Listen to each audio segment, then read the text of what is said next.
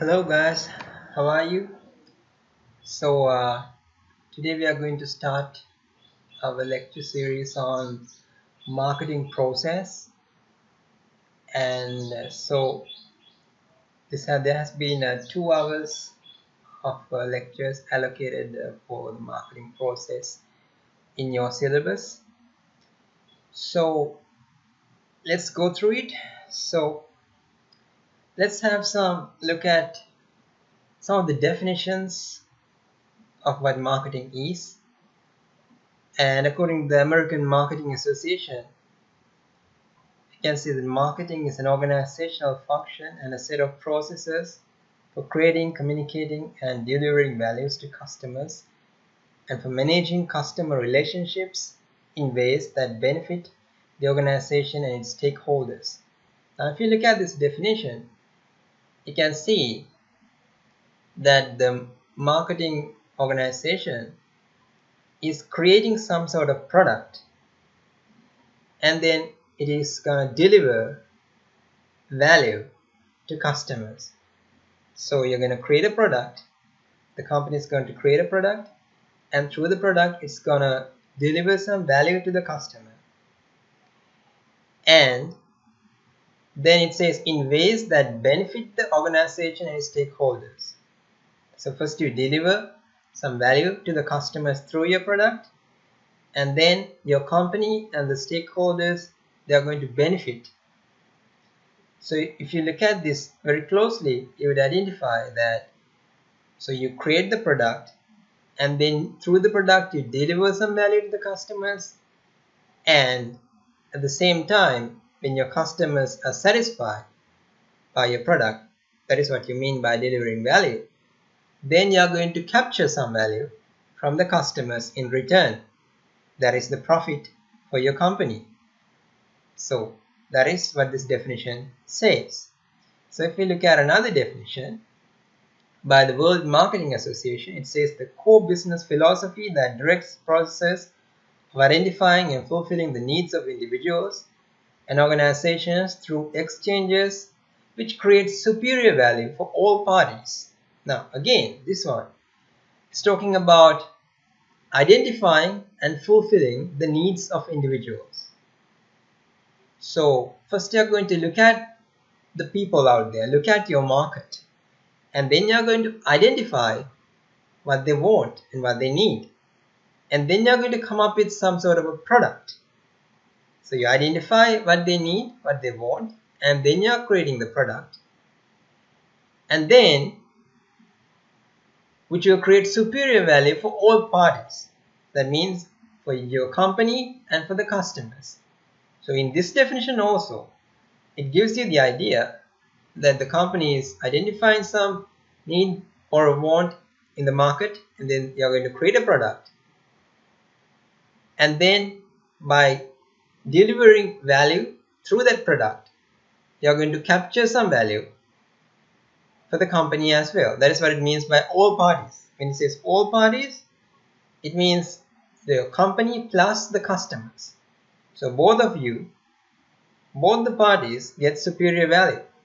That means the customer, through the product, you are giving value to the customer. At the same time, you are capturing value from the customer. So another definition from UK's Chartered Institute of Marketing says marketing is the management process for identifying, anticipating, and satisfying consumer requirements profitably. Again, you are identifying the needs and wants of the customer or the consumer, and then what are you going to do? You are going to fulfill the requirements through a product. In what way? In a way that creates profit. That's what it says, requirements profitably. So you are going to fulfill the needs and wants of the consumers. At the same time, you are going to make a profit. So Philip Kotler, one of the experts in the field of marketing, his definition of marketing is this: the process by which companies engage customers, build strong customer relationships, and create customer value in order to capture value from the customers in return.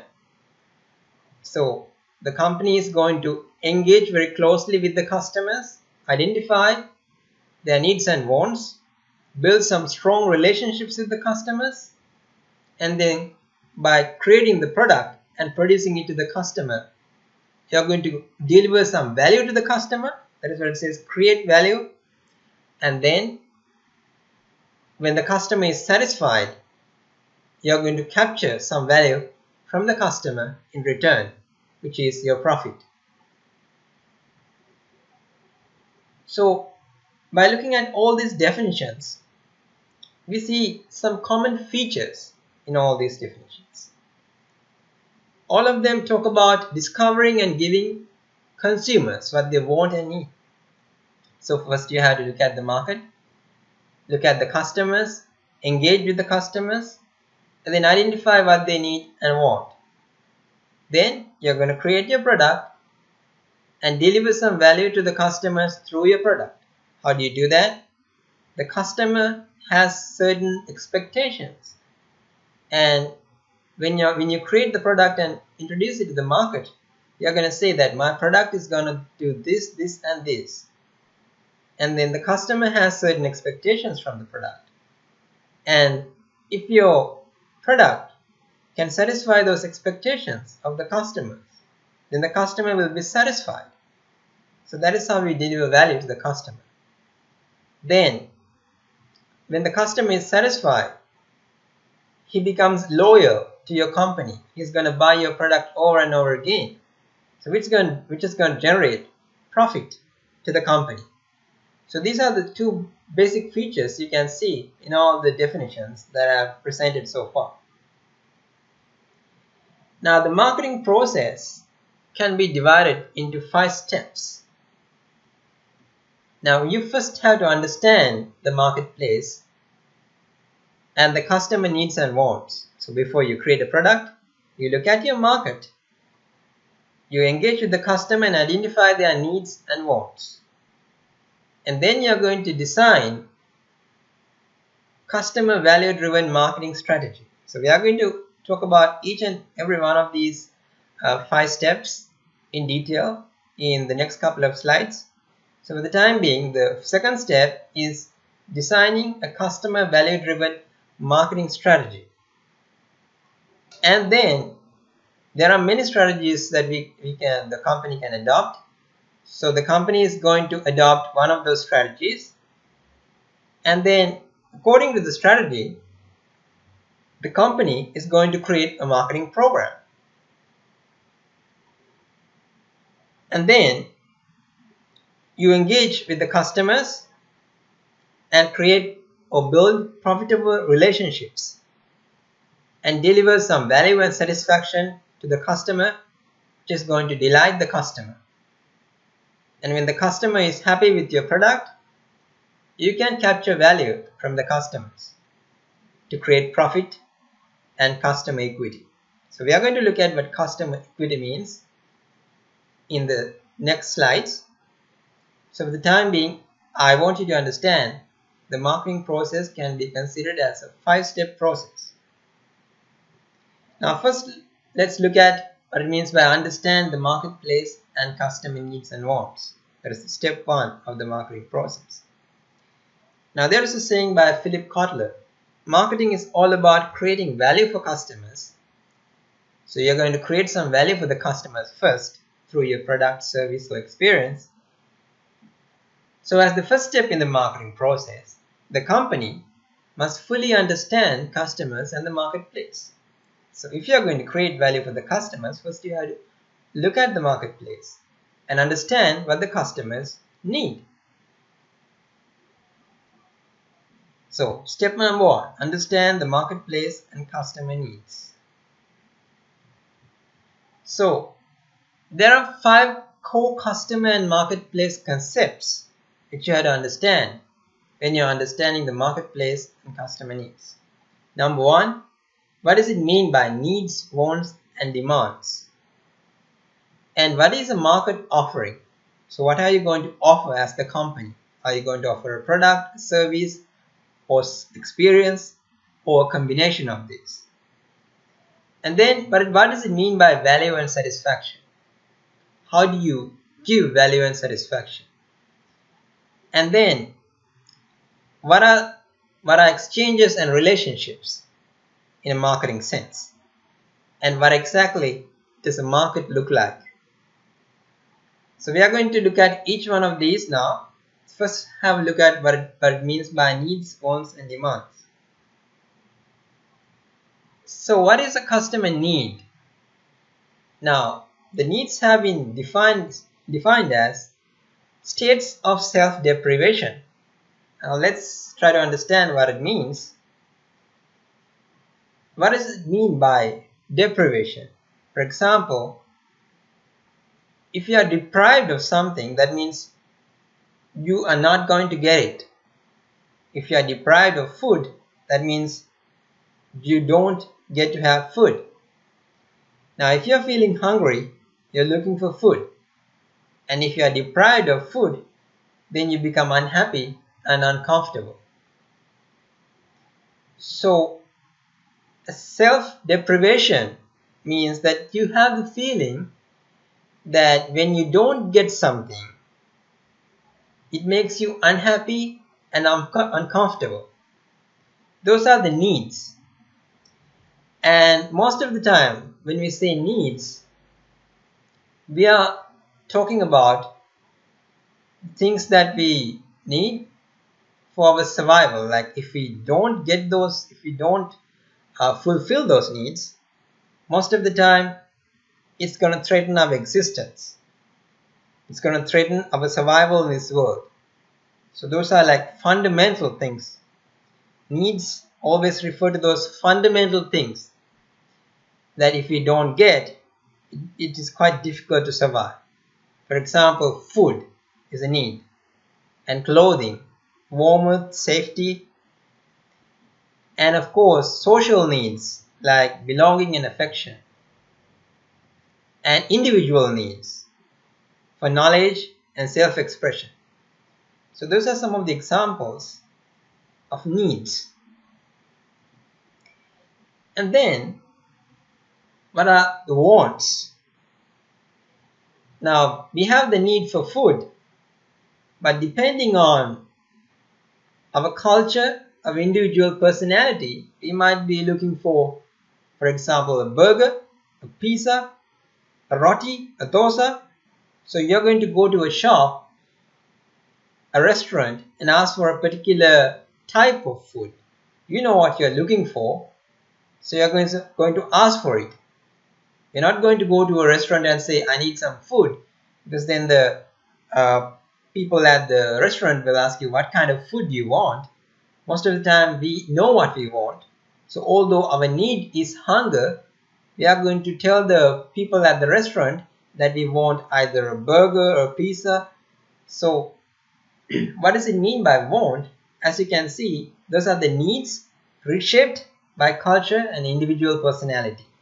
Some people like, depending on their personality, some people like certain types of food. So although their need is hunger, they might, like some of them might not want to eat pizza, they might go for something else. So depending on your culture, depending on some cultures, some people don't want to eat certain food. So again, as you can see, needs, when they are reshaped by culture and individual personality, they become customer wants. Then what are the customer demands? Now, human wants that are backed by buying power. Now, unless your want is backed by buying power, it does not become a demand. Now, you want to watch a movie ticket is 500 rupees, but if you don't have the 500 rupees with you, then your want cannot be transformed into a demand. So your demand, your want, if it is to be converted into a demand, you have to have the buying power. Okay? So unless you have the buying power, your want does not become a demand. I think you understand the difference between the want and the demand. You might want something, but if you can't afford it, if you don't have the money for that, then you cannot convert your want into a demand. Now this is an example of staying close to customers to understand their needs, wants and demands. This is the quite energetic looking CEO of the Target chain of textiles. Like they are in the market of selling clothes. So this is CEO Brian Cornell. One of his habits is to get very close to the customers, get along with the customers very nicely rather than sitting in his office, so that he can get to know what his customers' needs, wants and demands are. So in order to really understand your customers, you need to move with your customers. You need to stay close to your customers. Then only you will understand their needs, wants and demands. Then we move on to the market offerings. Now what does it mean by market offerings? Now you have to have some sort of offering that you put on the table. Now this is what I'm going to offer to you. This is your want, this is your need. I understand that. Now as the company, this is what I'm going to offer you. So that is your market offering. It can be a product, it can be a service, some sort of information, or you might even be providing some sort of experience that the market, that the customer needs or want. So what you have to offer to fulfill the customer need or want, to satisfy the customer, is your market offering. Now it's always much better not just to sell the product and also to sell the experience. For example, if you look at this restaurant chain known as Buffalo Wild Wings, they have inside the restaurants a very sporty environment. On their walls they have fixed certain televisions on which certain games are always going on. So if a customer wants to watch a particular game of football, soccer, a game of baseball, they can just come to the restaurant, one of the restaurants of the Buffalo Wild Wings, and watch those games with their friends. At the same time, they are going to provide you with food that suits the sporty environment. So they are on your side when it comes to enjoying sports. So inside the restaurant, you create the environment so that their customers can enjoy the sports. So they are not just selling food, they are selling the customers' experience. They are creating a lovely experience for the customers. So do not just sell the product, sell the experience. So this American doll brand, American Girl, now it's a type of doll. If you Google American Girl, you will come across a certain type of dolls known as American Girl. And in places where they sell these dolls, they not only sell the doll, but there are so many other things going on. There is a place for the children to play, and if the doll gets broken, there is another special section where they mend the dolls, and there is another section for their parents to stay and enjoy. So it's like it's giving the whole family a good experience when you go to one of their shops. So their product is only the doll, but they are not just selling the product, they are selling the experience as well. So one of the things that you need to remember is not just to sell the product, but to sell a good experience for the customer as well. Now moving on to one of the examples in Sri Lanka. I think many of you have already been to one of these Coop cinemas. Like there is one available in the Colombo city center. If you happen to go there, you might want to check out these cinemas, Coop cinemas, and there are some movies, some really good ones being played at any given day if you go there. And if you have ever watched a movie with Scope Cinemas, you know what it means by a really good experience. Especially their sound system. They have a really good sound system that makes you feel like you are in that environment. For example, if there is a waterfall in that particular scene of the movie, you can hear the waterfall flowing and you feel like you are at the waterfall yourself. So it's a different experience that you will really enjoy. So they are not about just showing a movie, they are selling you the experience as well.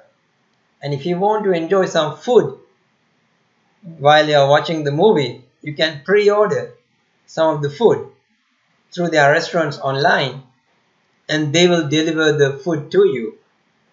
While you're watching the movie, you can enjoy food as well. So although their product is selling you the movie, they are not just doing that, they're selling you a wonderful experience.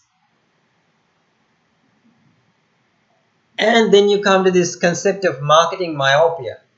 It's a sort of a mistake. It's a mistake a company makes when it pays too much attention on a specific product rather than to the benefits and experience produced by these products. I'll give you a couple of examples so that you will understand what it means by marketing myopia. Now, when it comes to the railroad industry, if the people who make the railroads, if they identify themselves as being in the railroad industry only, as time goes by, people are going to move on to a different mode of transportation as things improve, as people evolve. Then these people are going to be out of business. Now what the people involved in this industry, railroad industry, need to understand is that the big picture is transportation. Rather than defining themselves to be in the railroad industry, they need to define themselves to being in the transportation industry. Because at the end of the day, what people want is transportation. And one of the ways of fulfilling that need is catching a train. But as things evolve, people might move on to some other alternatives rather than using trains. So if the company cannot identify this future trend, if they keep on improving the quality of their product rather than diversifying their product, at some point they're going to be out of business. Because people are going to evolve and then move on to another product. Another example is the Hollywood defining themselves as being in the movie business. Exactly, their business is not the movie business, they are in the entertainment business. And one of the ways of getting some entertainment is watching a movie. So they have to define themselves by looking at the bigger picture. What business are we in? We are in the entertainment business. So we cannot just focus only on the movie business. At some point, we are going to have to diversify when the people find some alternative sources of entertainment. They always have to keep that in their mind. Another example would be, for example, a company making typewriters. You know that typewriters are not much used these days, but like 50 years back, typewriters were used a lot. And then people start to create computers, and with computers there came keyboards. And then when people moved from typewriters to this other more like computers, they did not need the typewriters anymore. So the companies, if the companies that made typewriters kept on thinking our product is creating better and better typewriters, then when customers move from typewriters to keyboards, that company is going to be out of business. So always, you should not define yourself too narrowly.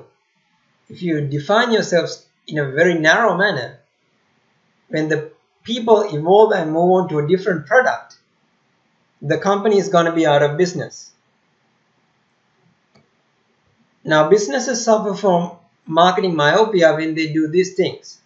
Focus on goods and services rather than what the customer needs. Define the business too narrowly, as I explained in the previous examples.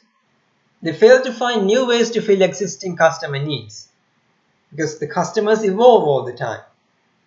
They want to fulfill their need in different sophisticated ways. If your company cannot provide those new sophistications, then your company is going to be obsolete.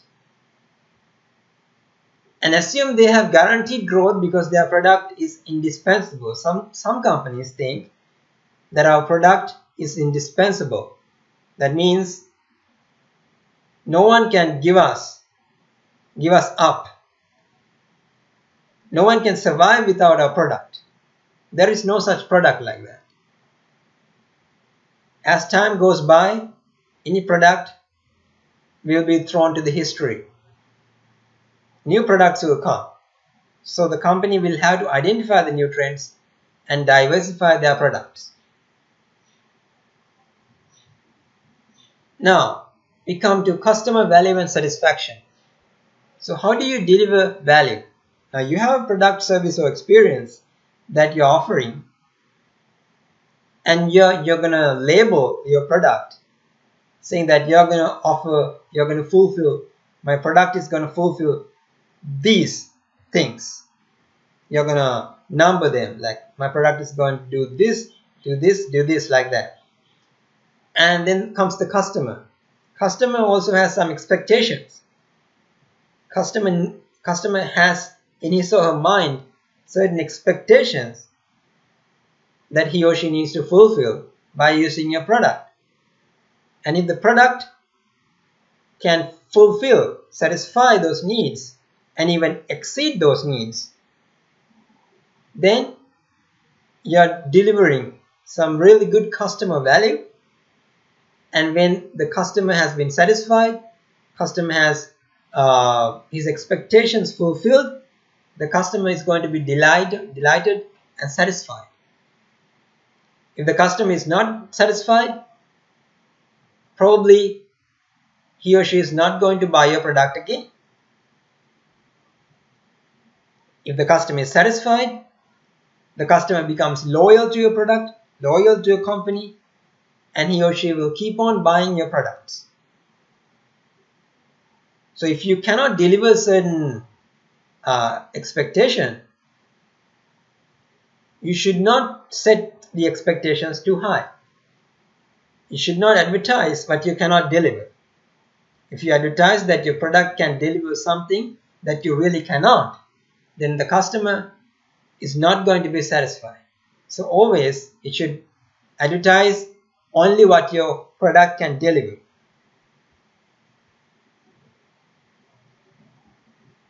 And then exchanges and relationships. You know that marketing occurs when people decide to satisfy their needs and wants. It's always going to be an exchange. They need something, they want something, and you have something to offer. So it's always going to be an exchange. It might be a product, service, idea, experience. It can be any one of those or a combination of those. But at the end of the day, it's always going to be an exchange. And of course, companies want to create strong relationships by consistently delivering superior customer value. How do they do that? Through their product, through their offering. By fulfilling the expectations of the customers, they are going to deliver customer value. That is how we deliver customer value. And if you look at what a market is, now there is your company, and there are some other companies who might be selling a similar type of product, and they are your competitors. You have your company, and then you have the competitors who compete with your company. So both your company and your competitors keep on researching the market all the time to identify the evolving needs and wants of the customers. So you keep on making products and keep on improving your products. And to create your products, you need certain material from your suppliers. So that is another role, the role of the supplier. You have the supplier from whom you are going to get your material, and then your company and your competitors are going to create the products. Then as you go from your company to the customers, there might be some other intermediaries, some other go-between people through which your product has to go before it reaches the final consumer. And of course, all of these people, marketing intermediaries, your company, your competitors, your suppliers, all of them are affected by environmental forces. They can be demographic, they can be economic, they can be natural, there can be natural disasters, there can be certain technological innovations, there can be certain political changes in the country. So all those environmental forces are going to affect all these major players in a market. So you need to identify how a modern marketing system looks like and who are the major players in a modern marketing system. So basically, there is your company, your competitors, your suppliers, marketing intermediaries that go in between your company and the final consumers. Your product will go through the intermediaries before it reaches the final consumer, but it doesn't always have to be like that. Maybe your company is selling directly to the consumer rather than going through an intermediary. So it can be direct from company to the consumer, or company going through an intermediary before it goes to the consumer. So this is what a modern marketing system looks like. So guys, we have come to the end of the part 1 of our presentation, and in the future I'm going to upload some more presentations like this, and they will be available in the new website. And I think you are already aware of the new website they have created for uploading this material, and I will be uploading these video captures to that website. You can always log in, and since you're accessing the university web domain, you will not be charged for the data, so you don't have to worry about it.